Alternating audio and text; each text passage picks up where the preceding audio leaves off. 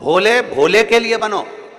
संसार के लिए भोले बन जाओगे तो लोग तुम्हें पीछे धकाना चालू कर देंगे और एक कोने में ले जाकर छोड़ देंगे। फिर निवेदन करूंगा, फिर निवेदन, भोले भोले के लिए बनो। और भोले बनना है तो भोले व्यक्ति के लिए बनो। जो सहज हो उसके लिए हम सहज हैं, जो सरल है उसके लिए हम सरल, जो आनंदमय है उसके लिए हम आनंदमय हैं। राजकन्या बड़ी सुंदर थी, देवता भी उसको देखकर आकर्षित हो जाए, इतनी सुंदर थी। पिता के मन में थोड़ा सा भाव जागृत हो गया। पिता के मन में लगा कि मेरी बेटी, इसका विवाह करना है मुझे, और मैं विवाह करना है, इतनी सुंदर है, इतनी सुंदर है। अब मैं किसी ज्योतिषी को बुलाऊं और ज्योतिषी को बुलाकर इसको जरा दिखाऊं कि मेरी बेटी का भाग्य क्या कहता है।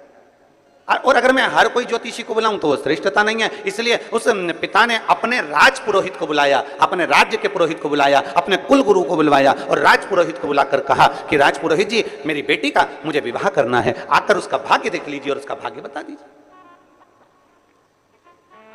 और बेटी, राजकन्या का एक नियम सबसे प्रबल था, सबसे प्रबल नियम था राजकन्या का कि वो शंकर के मंदिर के पुष्प को उठाकर उन्हीं पुष्प की माला बनाकर, उन्हीं पुष्प का श्रृंगार बनाकर शंकर को पिना देती थी, शिवलिंग का श्रृंगार कर देती उसी पुष्प से।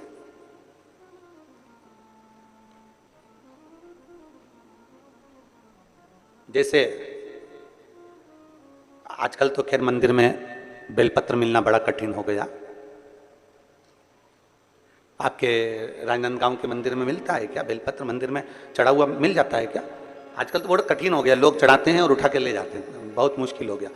यदि भूलवश भी अगर कोई व्यक्ति मंदिर में बेलपत्र चढ़ा हुआ है और बेलपत्र उसने एकाग्रित कर लिया मंदिर के अंदर ही, और मंदिर में बेलपत्र एकाग्रित कर कर धागा लिया और उस कच्चे धागे में, उस कच्चे धागे के अंदर अगर उस बेलपत्र की डंडी को पीछे से उसने एक एक साधारण सी गांठ लगाकर उस बेलपत्र की माला को सिद्ध कर लिया, हल्की सी कच्चे सूत की गांठ लगाते लगाते मंदिर की चढ़ी हुई बेलपत्र को, शंकर पर चढ़ी हुई बेलपत्र को, शंकर की चढ़ी हुई बेलपत्र को ही उसने गांठ लगाकर जब माला सिद्ध कर ली और सिद्ध कर कर अगर वही माला भगवान शंकर को अर्पित कर देती है तो कहते हैं कि हमारा फिर पुनर्जन्म होता ही नहीं है। इस संसार सागर से हमारी मुक्ति हो ही जाती है, पुनर्जन्म से हम छूट जाते हैं। जैसे जगत गुरु शंकराचार्य जी कहते हैं पुनरपि जननम पुनरपि मरणम, उस प्रपंच से छुटकारा।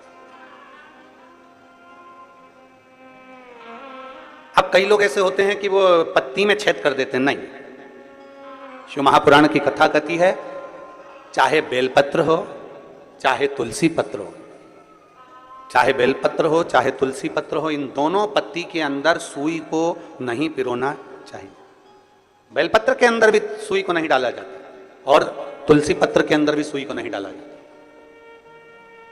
दोनों पत्र में।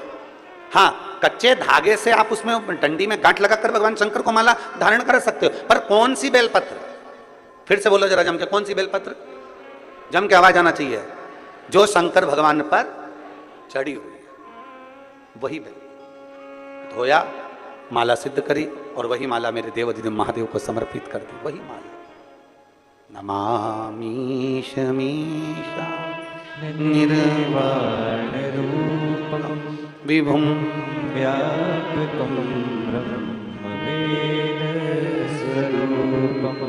नमामि शमीशा निर्वाण रूपम विभुम व्यापकं ब्रह्मवेद स्वरूपम।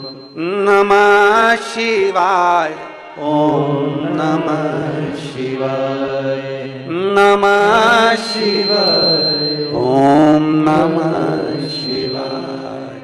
नमामि शमीशा निर्वाण रूपम विभुम व्यापकं ब्रह्मवेद स्वरूपम। नमामि शमीशा निर्वाण रूपम विभुम व्यापकं ब्रह्मवेद। शिव को चढ़ा हुआ पुष्प शंकर को वापिस समर्पित, शंकर का बेलपत्र शंकर को वापिस समर्पित। तेरा तुझको अर्पण, क्या लागे मेरा, मेरा है क्या?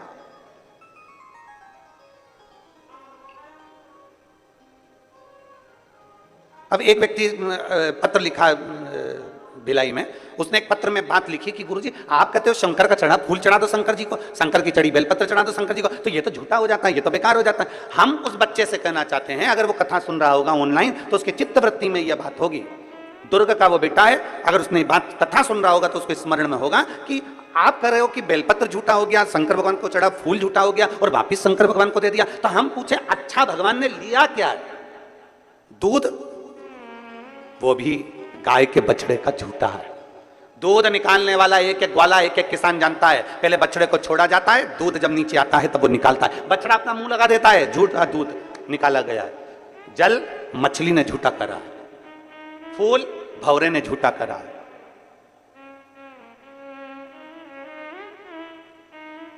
और जब मेरा भोलेनाथ झूठा जल स्वीकार कर सकता है, झूठा फूल स्वीकार कर सकता है, झूठा दूध स्वीकार कर सकता है, तो अपन कौन से सत्यवान है? अपन भी तो झूठे हैं।